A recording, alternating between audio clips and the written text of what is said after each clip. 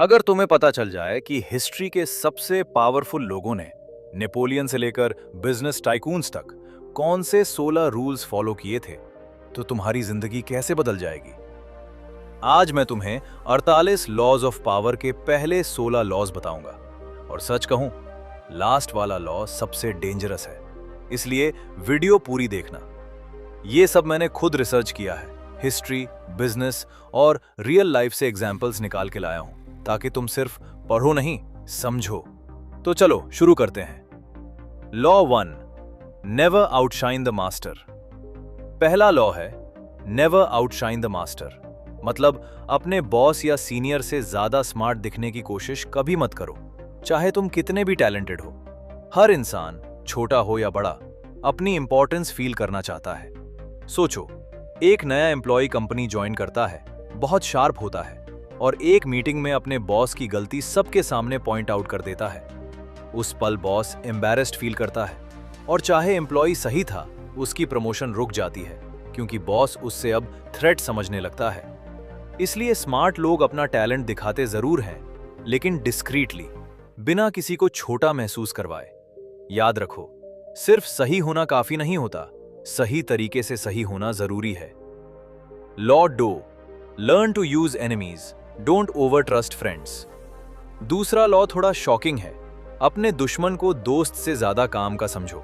क्यों? क्योंकि दोस्त कभी कभी जेलस हो जाते हैं, स्पेशली जब तुम उनसे आगे निकल जाते हो। लेकिन दुश्मन तुम्हें कुछ प्रूव करना चाहता है, इसलिए वो ज्यादा लॉयल और हार्डवर्किंग बन जाता है जब तुम उससे मौका देते हो। हिस्ट्री में बहुत से रूलर्स और लीडर्स ने अपने पुराने राइवल्स को अपनी टीम में शामिल किया, क्योंकि उन्हें साबित करना था कि वो गलत नहीं थे। रिजल्ट ये होता था कि वो सबसे ज्यादा डेडिकेशन से काम करते थे। तो अगली बार जब कोई तुम्हारा दुश्मन बन जाए, गुस्सा मत करो, उसे समझने की कोशिश करो। शायद वो तुम्हारा सबसे बड़ा सपोर्टर बन जाए। Law 3, conceal your intentions. तीसरा लॉ, अपना प्लान कभी खुले में मत बताओ जब तक वो कंप्लीट ना हो जाए। सोचो, अगर तुम सबको बता दो कि तुम नौकरी छोड़ के अपना बिजनेस शुरू करने वाले हो, तो लोग तुम्हें डीमोटिवेट करना शुरू कर देते हैं। ये रिस्की है, तुम फेल हो जाओगे जैसी बातें सुनने को मिलती हैं। ये नेगेटिविटी तुम्हारा कॉन्फिडेंस तोड़ देती है। लेकिन अगर तुम चुपचाप अपना काम करते रहो, प्लान को एग्जीक्यूट करते रहो और अचानक एक दिन रिजल्ट सबके सामने ले आओ, लोग शॉक्ड रह जाते हैं और तुम्हारी रिस्पेक्ट बढ़ जाती है। यही रीजन है कि सक्सेसफुल लोग अपने प्लान्स को रिजल्ट से पहले नहीं बताते। प्लान सीक्रेट रखो, रिजल्ट बोलने दो। Law 4, always say less than necessary. चौथा लॉ, जितना जरूरी हो उससे कम बोलो। जो लोग ज्यादा बोलते हैं वो गलती करने का चांस बढ़ा लेते हैं, क्योंकि ज्यादा बात करने में कभी कभी गलत या वीक बातें भी निकल जाती हैं।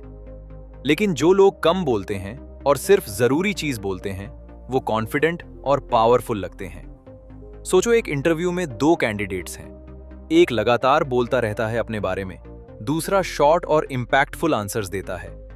इंटरव्यूअर को दूसरा कैंडिडेट ज्यादा कॉन्फिडेंट लगेगा, क्योंकि वो अपने वर्ड्स को कंट्रोल कर रहा है। कम बोलना वीकनेस नहीं है, ये एक पावर मूव है। जब तुम कम बोलते हो, लोग तुम्हारी बात को ज्यादा सीरियस लेते हैं। Law 5, guard your reputation with your life. पांचवा लॉ, रेप्यूटेशन दुनिया की सबसे बड़ी ताकत है। एक बिजनेसमैन सालों में अपनी रेप्यूटेशन बनाता है।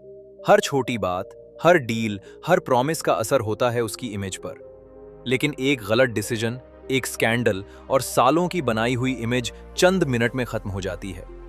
यही रीजन है कि सक्सेसफुल लोग अपनी रेप्यूटेशन को अपनी जान से ज्यादा प्रोटेक्ट करते हैं। वो जानते हैं कि पैसा वापस आ सकता है, लेकिन रेप्यूटेशन जाने के बाद वापस आना बहुत मुश्किल होता है। अपनी रेप्यूटेशन को स्लोली और केयरफुली बनाओ, लेकिन एक बार बन जाए तो उससे जिंदगी भर प्रोटेक्ट करो। यही तुम्हारी सबसे बड़ी एसेट है। Law 6, court attention at all costs. छठा लॉ, अटेंशन लेना सीखो, क्योंकि जो दिखता नहीं वो याद नहीं रखा जाता।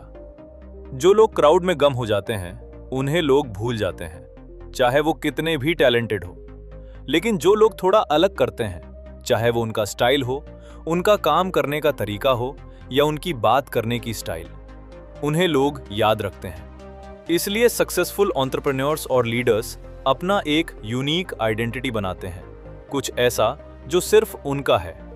लोग उन्हें दूसरों से कंपेयर नहीं कर पाते। तुम्हें भी अपनी एक पहचान बनानी होगी, कुछ ऐसा जो लोग देखते ही तुम्हें याद कर ले। क्राउड में गम मत हो, अलग दिखो। Law 7, get others to do the work, take the credit. 7वां लॉ, काम करवाना सीखो, सिर्फ खुद सब कुछ करना नहीं। बड़े लीडर्स और सक्सेसफुल बिजनेसमैन खुद हर काम नहीं करते, वो अपनी टीम बनाते हैं, उनसे काम लेते हैं और रिजल्ट का क्रेडिट स्मार्टली मैनेज करते हैं। ये सेल्फिश सोच नहीं है, ये लीडरशिप की निशानी है। सोचो, अगर तुम अकेले हर काम करने की कोशिश करोगे तो तुम्हारी एनर्जी और टाइम लिमिटेड है। लेकिन अगर तुम सही लोग अपने साथ जोड़ते हो और उनसे काम लेते हो तो तुम्हारा आउटपुट कई गुना बढ़ जाता है।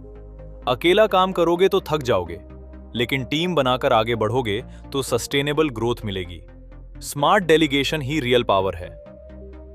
Law 8, make others come to you. 8वां लॉ, लोग तुम्हारे पास आए, तुम उनके पीछे मत भागो। जब कोई चीज बहुत डिमांड में होती है, लोग उससे खरीदने खुद आते हैं, लाइन लगाते हैं, इंतजार करते हैं। लेकिन जब वो चीज इजीली अवेलेबल होती है, कोई वैल्यू नहीं देता। ये प्रिंसिपल इंसानों पर भी अप्लाई होता है। जो लोग अपने आप को बहुत अवेलेबल रखते हैं, हर वक्त सबके लिए हाजिर रहते हैं, उनकी वैल्यू कम हो जाती है। लेकिन जो लोग अपनी वैल्यू समझते हैं और सिलेक्टिवली अपना टाइम देते हैं, उनके पीछे लोग खुद भागते हैं। अपने आप को इतना वैल्यूएबल बना लो कि लोग तुम्हें ढूंढें, तुम्हें अप्रोच करें, तुम्हें उनके पीछे भागना ना पड़े। Law 9, win through actions not arguments. 9वां लॉ, बहस करने से कभी किसी को कन्विंस नहीं कर सकते, लेकिन रिजल्ट दिखाकर सबको चुप कर सकते हो। सोचो, तुम किसी को बोलकर समझाने की कोशिश करते हो कि तुम सही हो, लेकिन दूसरा इंसान अपनी बात पर एडमेंट रहता है। घंटों की बहस में भी कुछ सॉल्व नहीं होता।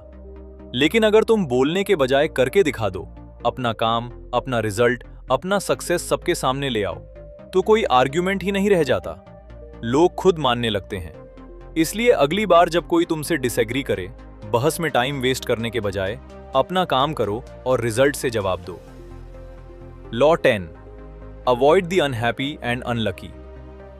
10वां लॉ, नेगेटिव लोगों से दूर रहना सीखो, क्योंकि नेगेटिविटी भी बीमारी की तरह फैलती है।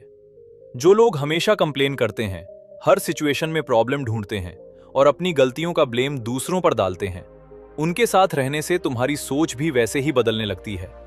तुम भी नेगेटिव सोचने लगते हो बिना रियलाइज किए। सक्सेसफुल लोग इसलिए अपना सर्कल बहुत केयरफुली चूज करते हैं। वो ऐसे लोगों के साथ रहते हैं जो उन्हें मोटिवेट करते हैं, ग्रो करने में मदद करते हैं। अपने अराउंड देखो, कौन तुम्हें एनर्जी दे रहा है और कौन तुम्हारी एनर्जी छीन रहा है। अपना सर्कल स्मार्टली चूज करो, क्योंकि ये तुम्हारी फ्यूचर सोच डिसाइड करता है। Law 11, keep people dependent on you. 11वां लॉ, खुद को इतना जरूरी बना लो कि लोग तुम्हारे बिना काम ना चला पाए।